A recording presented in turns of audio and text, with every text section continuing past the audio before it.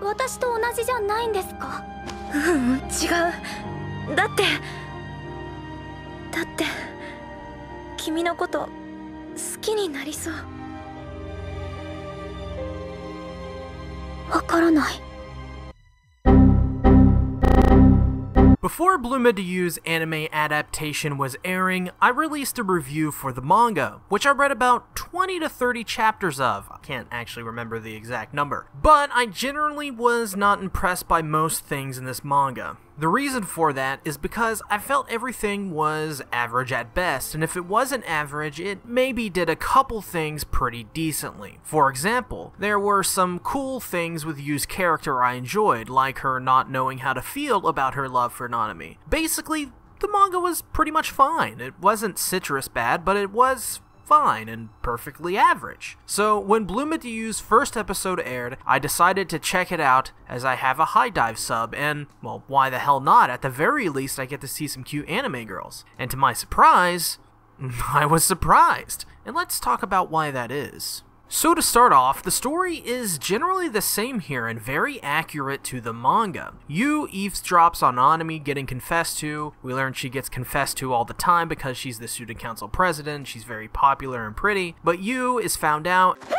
and is confronted, and later on actually ends up joining the student council along with Nanami. From there, Nanami basically makes it all but aware she thinks Yu is the bestest girl and she wants to touch her butt. This is generally what the first episode is about, and this is not what I was surprised about at all, and likely won't be watching the show for if I decide to continue. And to really put my finger on why I don't care and why I wasn't impressed with the story should make sense, as it's just a straight adaptation of the manga. But to elaborate on that further, the pacing was rather boring to sit through because of the nature of the show. It's a slice of life about two girls who, in the words of my King of Anime podcast co-host Satsuki the Savage would say, go in circles in their relationship. There is no real big resolutions to any arc, and the two main characters aren't really that interesting to begin with. If anything, I feel this show just takes a basic romance subplot from a generic slice of life show, and instead of having those two characters be second fiddle in this other show, they make them the main characters of this show. This, in theory, doesn't make it automatically bad, but they never give our two main characters any reason to be that important. It just feels like their whole relationship is inadequate in the gist of the story. Plus, the manga is generally a slog and doesn't really try to give me a reason to keep reading, and more often than not, it tries to manipulate its readers into reading by having them make out at the end of the chapters to make it seem like something happened, when in reality,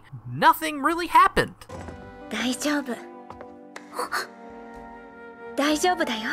So, what did impress the unimpressible SeaTactics? Well, everything else. Art, animation, backgrounds, character designs, voice acting, and especially the music. So, to just pick one thing first, I think the art looks so much better than the manga in just about, well, every way. While I did enjoy the way the manga looked with its characters, I generally hated the backgrounds as they had no life to them and were flat. Now, the series still has the problem of the same three settings, but I'm now completely fine with that because the backgrounds have a lot of detail now. The club, for example, in the manga looks so generic and flat with no distinguishable qualities, but the club room in the anime has oogles of depth. Is that a word, oogles? The room looks a little worn and distinguished than the flat textures in the manga, and the same could be said for the character designs too. Just something about Yu and Nanami didn't look right to me looking back in the manga, and I think that's because the mangaka's art style is so unenthused and flat that after a while I wondered why I gave as much credit to the character designs as I did. Probably because they're cute. But in this anime, Yu and Nanami look wonderful and just pop out in comparison to everything else in this anime. And I think this is really helped from the amazing coloring in this anime. This isn't a super bright and angry anime you'd normally expect from an anime about girls making out non-discreetly. The colors are thoughtful and never get too colorful as to distract the viewer. It makes them pop out better this way, and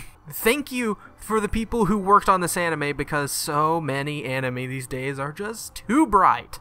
But we have to talk about this music, this wonderful, awesome music, because it's got to be one of the best of this season, at least so far. And to preface this, the music is by Michiro Oshima, who has worked on Full Metal Alchemist and Little Witch Academia. Her score in this series makes these moments in the manga, which have very bog standard writing, into scenes that actually have emotion and depth to them. Of course, the voice acting plays along with this as well, which also brings a lot of nuance the manga never quite had. These voice actors, Yu Takada and Minako Kotobuki, who play Yu and Nanami respectively, are terrific at portraying these characters and giving them voices, which, in my opinion, kind of sound like how I would think they would sound. I also would bet that once the dub for this comes out in mid-October, we'll once again be talking about how another dub from Sentai this year is actually well done, which, for Sentai at least, doesn't happen that often. I don't want to keep you guys here long. I think I've gotten my point across. This anime's first episode just really surprised me, and I'm ready to give this anime at least one more episode. Of course, I expect the story to be the same in the manga, which sucks, as I think the manga's story sucks. But if this is a show where everything but the story is good to very good, well, I can accept that. For now. That being said though, I don't do this for many anime. I usually dislike anime that focus on looks rather than story. Violet Evergarden. But this one I can look past, at least a little bit until I drop it. So that's my thoughts on the Bloom Into You anime, at least the very first episode. Thanks everyone on Twitter, because this is actually a fan requested video I did, because I put out on a poll on Twitter asking if you guys wanted me to cover it, and well, it was almost 50-50. Some of you didn't actually want me to cover it, but enough people said yes to where I was like, even if it was like 55% said no and 45% said yes or whatever, I still would have probably done it, because there's just enough people who want it. So with that being said, I enjoyed the first episode, I guess, which is really weird because I don't like the manga. If you haven't already, actually go check out my manga review, which is probably going to be, if you want to get a sense of the story and you haven't watched the anime yet, you can go watch my review, get a sense of the story, get a sense of the feel. What are your thoughts on Bloom Into You? I really want to know down in the comments below. While you're down there, hit that like button, subscribe, and ring the bell to never miss a video, and follow me on twitch.tv/SeaTactics to never, ever miss an episode of the King of Anime podcast, which is a podcast where we cover the fall 2018 anime every single Saturday live on Twitch. Thank you all for watching this video. It was really fun to make, and thank you guys for participating in my Twitter polls. I will try to do more of those. So with that being said, I love you. Goodbye.